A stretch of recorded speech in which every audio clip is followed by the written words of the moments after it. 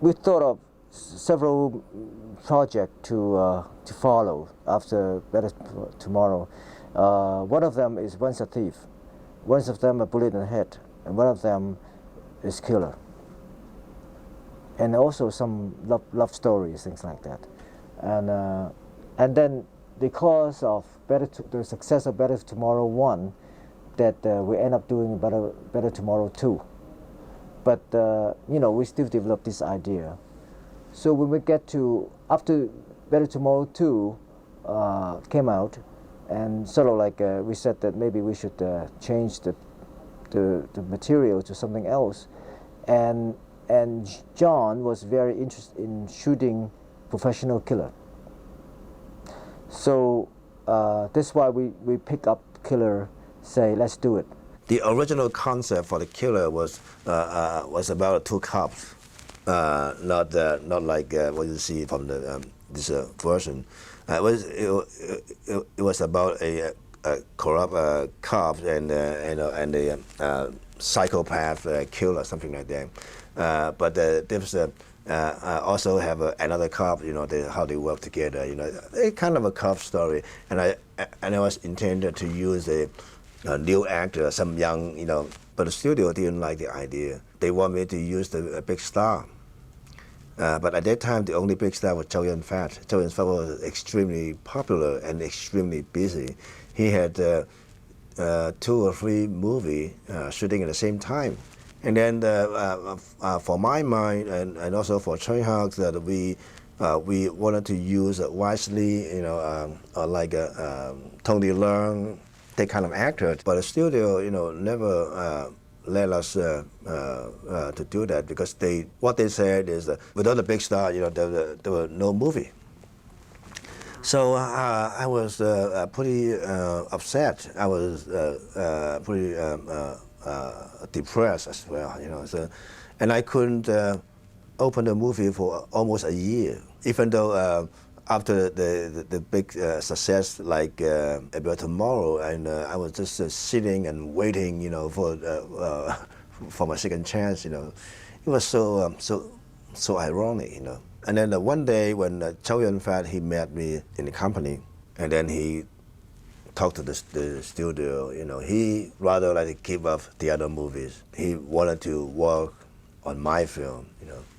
So it means without Chow Yun-fat's help, this movie couldn't be made. The idea came from a Japanese film. The movie was shot in Hong Kong and Macau. The title may be called The Outlaws, something like that.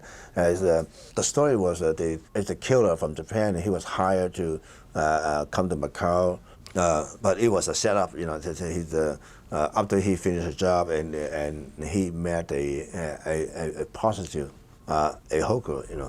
So they were in love. And the hooker also came from Japan, so they both have a very strong love affair, something like that.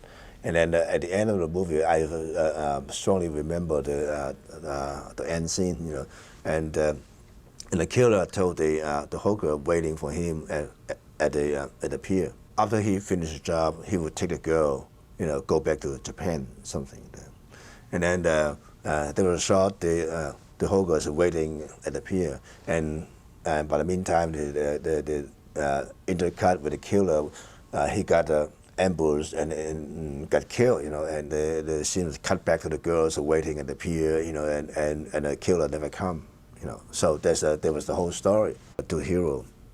But somehow he was so busy, and his schedule didn't work.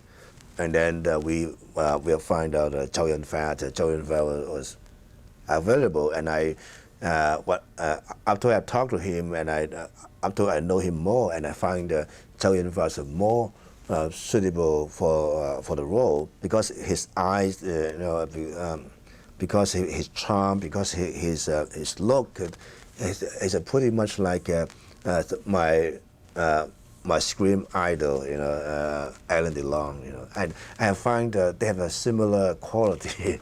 So that's.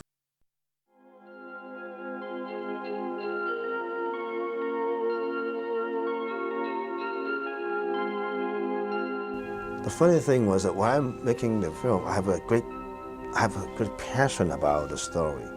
I have a great passion about the character and the whole thing. But the thing was, while I was making the film, there was not much of the people, I mean the whole crew, even though the actors, there were not much of people could understand what was the concept about. Even though our first cameraman, Peter Bao, he couldn't get it as well. So I feel much more lonely, you know, in the film. And then it's hard to make all the people have the same kind of feeling, have the same kind of heart to work on the film. Because everybody thought it might be another A Better Tomorrow, you know. And even the actors, they also expect the movie will pretty much like A Better Tomorrow. I do know the story, but I do know the what kind of message I want to send, you know. We talk a lot. We talk in our private time a lot about movie, about what we want, about the movie we like, about some language, film language, and I was quite confident that no problem. Even though, like some people would have some, you know, opinion about the choice, the decision, but in my experience, that I was very sure that there's no problem. During the production, there's some influence. Some people try to influence him by wanting him to make a comedy out of it, but it was very silly. You have a very clear mind. You will have a complete emotion and also very focus, you know, on your work. Sometimes when I'm working, even though when I'm working with the actors, you know, it's hard for me to explain my feeling, you know, to the actors. If I try to explain to the actor, okay, this moment, just like Antonio is, you know, the film and blow up, you know, and when David Hammond's, when he go into the park, you know, he sees something, but he wasn't quite sure what he's seeing, you know, and then the camera cut to the tree, you know, the wind blow the tree, only the sound with the leaf, you know, shaking, you know, and it's very mystery, you know. When I try to explain that kind of motion to the actor, they say, what movie was it? You know, because they haven't seen those kind of movies. He, you know, fired a gun, and then cut to the bad guy. He got killed, and then he fall on the ground. You know, that kind of thing. It didn't get the strong rhythm. I think John realized that gun shooting has become such like a very important element in his movie, so that's why he emphasized pretty much in gun shooting. Even so, we have different angle, different thing in our mind. Because I was talking to him that, you know, it's very silly to have too many bullets flying around and nobody get killed, especially the lead roles, nobody get killed, and should we just, you know, consider the situation that maybe we should consider, you know, maybe making it short, or maybe we can get somebody get hit or something, you know. Especially we have this guy holding a big gun shooting at the bad guy, and even the bad guy have the bulletproof vest, but doesn't mean that he can be protected, you know, with this kind of array of bullet flying, machine gun, you know. This is very, very, very weird. And then and the movie was a bit long, that's why we cut it short. But then that's it about it, you know, that the movie is out, and basically what the movie was taken as quite interesting work outside of Asian market. That's why, you know, John got noticed and regarded as a person with a potential of making a movie in Hollywood. The great thing about The Killer is that we were not afraid to try what is the theory about the film. But I shot the film and I edited the film. It's all by my own instincts and my feeling. Sometimes I edit some of the scene by myself, and especially the action sequence.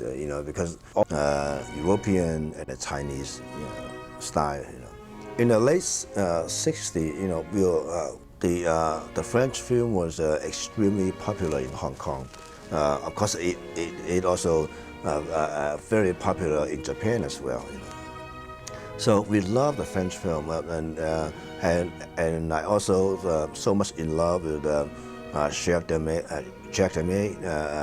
film, Jean-Pierre Melville's film, François Truffaut, Godard's film. We watch them all.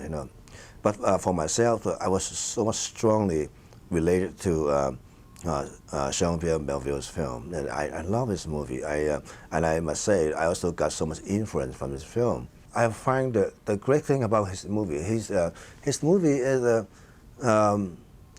it's pretty much like a poem to me. When he tells a story, he's so calm, so cool, and so elegant. And I think in his philosophy, it's pretty much like ours, pretty much like us. Like the code of honor, loyalty, and chivalry, and the kind of spirit. In some way, it's a pretty oriental. My favorite one was the Samouraï. When Alain Delon he find the true honor and the true beauty, and then he willing to sacrifice himself. That moment, it was pretty touching to me.